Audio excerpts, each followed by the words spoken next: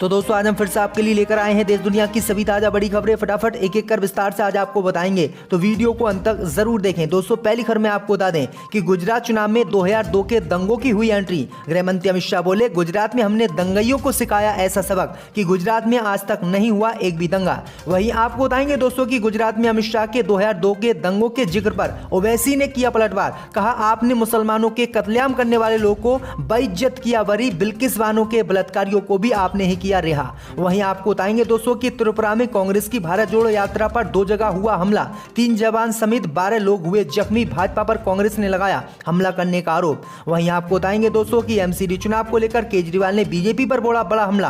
कहा, सिर्फ 24 घंटे भाजपा दे दे सीबीआई ईडी, आधी से ज्यादा बीजेपी को कर दूंगा जेल के अंदर। वहीं आपको बताएंगे दोस्तों कि फीफा वर्ल्ड कप में अर्जेंटीना को हराने वाले सऊदी अरब के प्रत्येक खिलाड़ी को मिलेगी एक रोल्स रॉयल कार, सऊदी के किंग ने किया ऐलान। वहीं आपको बताएंगे दोस्तों कि दिल्ली में एमसीडी चुनाव में भाजपा को हराने के लिए कांग्रेस पार्टी ने गली गली प्रचार के लिए उतारी ऑटो की फौज, भाजपा में मचा हड़कंप। वहीं आपको बताएंगे दोस्तों कि कांग्रेस पार्टी ने प्रधानमंत्री मोदी पर चुनाव प्रचार में बच्चों के इस्तेमाल का लगाया आरोप, चुनाव आयोग से मोदी की शिकायत। तो दोस्तों सभी खबरों को आपको एक एक कर बताने वाले हैं। वीडियो को लाइक कर चैनल को सब्सक्राइब कर दें और हमें कमेंट करके बताएं कि आपके जिले किस राज्य से हमारी खबरों को देख रहे हैं। इसी बीच पर तो दोस्तों अगली खबर की ओर, तो गुजरात चुनाव में 2002 के दंगों की हुई एंट्री। गृह मंत्री अमित शाह बोले, हमने ऐसा सबक सिखाया कि आज तक गुजरात में नहीं हुआ एक भी दंगा।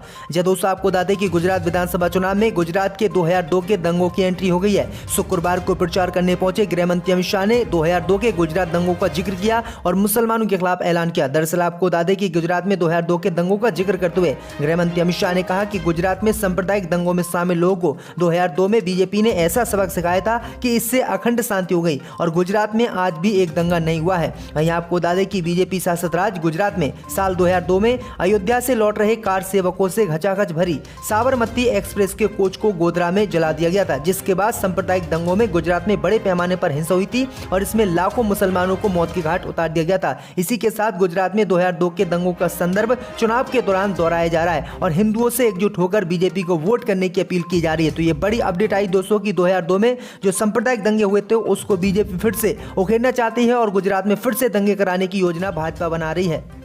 इसी बीच पर तो दोस्तों अगली खबर की ओर, तो केजरीवाल का बीजेपी पर बड़ा हमला। कहा, सिर्फ 24 घंटे दे दो सीबीआई ईडी, आधी से ज्यादा बीजेपी होगी जेल के अंदर।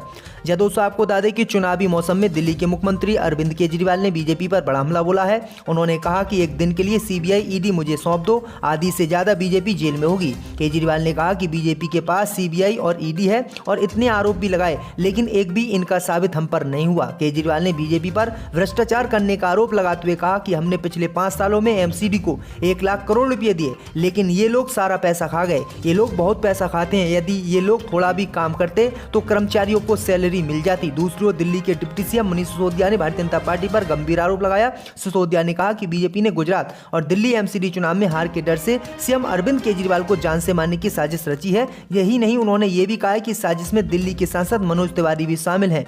इसी बीच पर तो दोस्तों अगली खबर की ओर, तो फीफा वर्ल्ड कप में अर्जेंटीना को हराने वाले सऊदी अरब के प्रत्येक खिलाड़ी को मिलेगी एक रोल्स रॉयल कार, सऊदी सरकार ने किया ऐलान।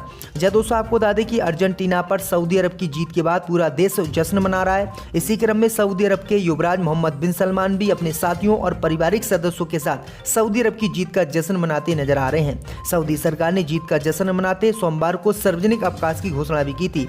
अब सऊदी अरब की सरकार ने घोषणा की है कि अर्जेंटीना पर सऊदी की जीत में शामिल सऊदी अरब के राष्ट्रीय फुटबॉल टीम के प्रत्येक खिलाड़ी को रोल्स रॉयल फैंटम दी जाएगी। अर्जेंटीना के साथ अपने मैच में 1-0 से पिछड़ने के बाद सऊदी अरब की टीम ने सनसनीखेज वापसी की थी और 2-1 के स्कोर से गेम जीत लिया था और अर्जेंटीना को बुरी तरह से फीफा वर्ल्ड कप के फुटबॉल मैच में हराया था। इसके बाद सऊदी अरब ने यह बड़ा ऐलान किया है, जिससे खिलाड़ियों की किस्मत खुल गई है। इसी बीच पर तो दोस्तों अगली खबर की ओर, तो अमित शाह के 2002 के दंगइयों को सबक सिखाने वाले बयान पर ओवैसी का पलटवार। बोले, आपने बिल्किस के बलात्कारियों को किया दिया रिहा। जब दोस्तों आपको बता दें कि एआईएमएम के प्रमुख असदुद्दीन ओवैसी ने शुक्रवार को केंद्रीय गृह मंत्री अमित शाह पर 2002 के बयानों में दंगों का सबक सिखाने के लिए जमकर निशाना साधा। ओवैसी ने एक जनसभा को संबोधित करते हुए कहा कि अमित शाह ने आज एक जनसभा के दौरान बयान दिया। उन्होंने कहा कि 2002 में गुजरात के दंगइयों को हमने सबक सिखाया और भारतीय जनता पार्टी ने राज्य में स्थायी शांति स्थापित की। असदुद्दीन ओवैसी ने कहा कि मैं इस अहमदाबाद निर्वाचन क्षेत्र के सांसद अमित शाह को बताना चाहता हूं कि 2002 में आपने जो सबक सिखाया था वह बिल्किस के बलात्कारियों को आपके द्वारा मुक्त किया जाएगा। तुमने जो सबक सिखाया वह ये था कि तुम बिल्किस की 3 साल की बेटी के हत्यारों को छुड़ा लोगे। आपने हमें यह भी सिखाया कि एहसान जाफरी को मारा जा सकता है और किसी को कुछ नहीं होगा। असदुद्दीन ओवैसी ने आगे कहा कि अमित शाह अपने 2002 के दिल्ली सांप्रदायिक दंगों के दंगाइयों को क्या सबक सिखाएंगे, ये हमें बताएं। तो ये बड़ी अपडेट आई दोस्तों कि असदुद्दीन ओवैसी ने यह बड़ा हमला गृह मंत्री अमित शाह के बयान पर बोला है। इसी बीच पर तो दोस्तों अगली खबर की ओर तो त्रिपुरा में कांग्रेस की भारत जोड़ो यात्रा पर हमला, 3 जवान सहित 12 लोग जख्मी। जय दोस्तों, आपको बता दें कि त्रिपुरा में कांग्रेस की राज्य स्तरीय भारत जोड़ो यात्रा में 2 जगहों पर हमला हुआ है, जिसमें 3 पुलिसकर्मी सहित कम से कम 12 लोग घायल हुए हैं। कांग्रेस की राज्य स्तरीय भारत जोड़ो यात्रा पर उस वक्त हमला किया गया जब सैकड़ों कांग्रेस कार्यकर्ता अपराह करीब 3:30 बजे दक्षिण त्रिपुरा जिले के संतीर बाजार की ओर जा रहे थे, तभी उन पर पथराव किया गया। कांग्रेस ने आरोप लगाया है कि हमले के पीछे भाजपा के समर्थक हैं। संतीरा बाजार पुलिस थाने के प्रभारी अधिकारी अनुपम दास ने पीटीआई को बताया कि अचानक युवाओं के एक गुट ने रैली पर पथराव शुरू कर दिया, जिसमें 3 पुलिसकर्मी के सिपाही जो है शहीद हो गए हैं और 12 लोग बुरी तरह से घायल हो गए। तो ये बड़ी अपडेट आ रही दोस्तों कि कांग्रेस की भारत जोड़ो यात्रा पर किस तरह से बीजेपी जो है हमले करवा रही है। इसी बीच पर तो दोस्तों अगली खबर की ओर तो दिल्ली एमसीडी चुनाव जीतने के लिए गली गली प्रचार के लिए कांग्रेस ने उतारी ऑटो रिक्शा की फौज। जय दोस्तों, आपको बता दें कि दिल्ली एमसीडी चुनाव को लेकर दिल्ली प्रदेश कांग्रेस कमेटी ने शुक्रवार को गली गली प्रचार के लिए ऑटो रिक्शा की फौज उतार दी। साथ ही लोगों प्रचार में इस्तेमाल होने वाला थीम सॉन्ग्स भी जारी किया। प्रदेश कार्यालय राजीव भवन में आयोजित समारोह में प्रदेश कांग्रेस अध्यक्ष चौबे अनिल कुमार और निगम चुनाव अभियान समिति के चेयरमैन सुभाष चोपड़ा ने कांग्रेस थीम सॉन्ग जारी किया और गलियों में प्रचार के लिए ऑटो रिक्शा को हरी झंडी दिखाकर रवाना किया। इस मौके पर चौबे अनिल व चोपड़ा के अलावा कोऑर्डिनेशन कमेटी के chairman Devendra Yadav, media committee के चेयरमैन अनिल भारद्वाज सहित अन्य लोग भी शामिल हुए। दरअसल आपको बता दें कि कांग्रेस पार्टी ने एमसीडी चुनाव को लेकर बड़े बड़े ऐलान किए हैं और कहा कि अगर हम एमसीडी चुनाव जीतते हैं तो आरओ देंगे, दिल्ली को मुफ्त में पानी देंगे और जो टैक्स घरों पर पड़ता है उसको भी खत्म करेंगे। इसी बीच पर तो दोस्तों अगली खबर की ओर तो कांग्रेस ने लगाया प्रधानमंत्री मोदी पर चुनाव प्रचार में बच्चों के इस्तेमाल का आरोप, चुनाव आयोग से की शिकायत।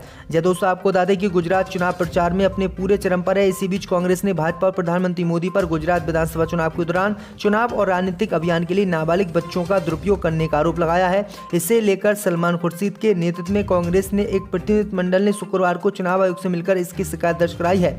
आयोग से मिलकर कांग्रेस नेता सलमान खुर्शीद ने कहा कि हमारी जानकारी में आया है कि छोटे बच्चों को चुनाव प्रचार में लाया जा रहा है और उनको विशेष पार्टी के वस्त्र पहनाकर बच्चों से कहा जा रहा है कि यहाँ पर प्रचार करिए। ये भाजपा कर रही है, हम उसका विरोध करते हैं। खुर्शीद ने कहा कि इस बात पर बहुत स्पष्ट आदेश इलेक्शन कमीशन दे चुका है और child welfare national commission for protection of child rights ने भी इस पर बड़ी स्पष्ट अपनी बात कही हुई है। बच्चों को प्रचार में नहीं डालना चाहिए। इसमें कोई साधारण व्यक्ति नहीं बल्कि भारत के प्रधानमंत्री महोदय स्वयं है। तो ये बड़ी अपडेट आ रही दोस्तों। इसी बीच पर तो दोस्तों अगली खबर की ओर तो डिजिटल मीडिया के फिलहाल नहीं किया जाएगा रेगुलेट, केंद्र की मोदी सरकार ने अपने फैसले को लिया वापस। जय दोस्तों, आपको बता दें कि केंद्रीय सूचना और प्रसारण मंत्री अनुराग ठाकुर ने बुधवार को कहा था कि केंद्र सरकार डिजिटल मीडिया नियमन के लिए एक विधेयक पर काम कर रही है। उन्होंने कहा था कि पहले समाचारों का एक तरफा संचार हुआ करता था, लेकिन इलेक्ट्रॉनिक और डिजिटल मीडिया के विकास से समाचारों का संचार बहुआयामी हो गया है। वहीं आपको बता दें कि डिजिटल मीडिया को रेगुलेट करने के मामले पर कई लोगों ने सरकार की आलोचना की। अब सरकार ने अपने इस फैसले पर फिर से सोच विचार करने की इच्छा जताई है। समाचार एजेंसी पीटीआई के मुताबिक शुक्रवार को एक वरिष्ठ अधिकारी ने बताया कि समाचार पत्रों और पत्रिकाओं के रजिस्ट्रेशन से संबंधित डिजिटल मीडिया के रजिस्ट्रेशन के प्रस्ताव को ठंडे बस्ते में डालने की योजना बनाई गई है और सरकार अब जो भी न्यूज चैनल डिजिटल माध्यम से चलते हैं उनको रेगुलेट नहीं करेगी, उनकी निगरानी नहीं करेगी। इसी बीच पर तो दोस्तों अगली खबर की ओर तो गुजरात विधानसभा चुनाव में बीजेपी की बड़ी चिंता है, कहा आप करेगी वोट कटवा पार्टी का काम। ये दोस्तों आपको बता दें कि गुजरात विधानसभा चुनाव को लेकर भारतीय जनता पार्टी की चिंताएं बढ़ी हुई हैं। आम आदमी पार्टी के राज्य में आने से ये मुकाबला अब त्रिकोणीय हो गया है। बीजेपी का मानना है कि आम आदमी पार्टी कुछ सीटों पर वोट कटवा पार्टी के तौर पर काम करेगी।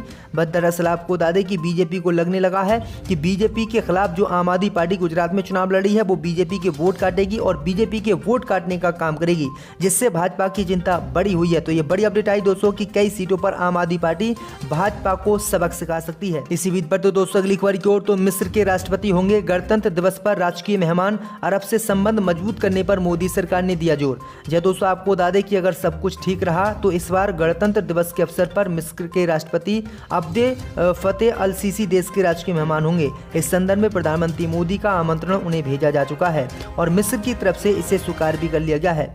दोनों देशों के विदेश मंत्रालय के अधिकारियों के बीच अल-सीसी की इस भारत यात्रा को अंतिम रूप देने पर लगातार विमर्श चल रहा है। अगर कोई बड़ी अड़चन नहीं आई तो जल्दी इसकी घोषणा कर दी जाएगी। 2 वर्षों बाद गणतंत्र दिवस पर विदेशी मेहमान को लाने की तैयारी है। आपको बता दें कि कोविड महामारी की वजह से 2021 और 2022 के गणतंत्र दिवस समारोह में कोई भी विदेशी नेता राजकीय मेहमान के तौर पर नहीं आ पाया था। सूत्रों के मुताबिक विदेश मंत्री एस जयशंकर ने अक्टूबर 2022 में अपनी मिस्र दौरे में राष्ट्रपति सीसी से मुलाकात कर उन्हें प्रधानमंत्री मोदी की तरफ से भारत आने का न्योता दिया था। तो ये बड़ी अपडेट आ रही दोस्तों।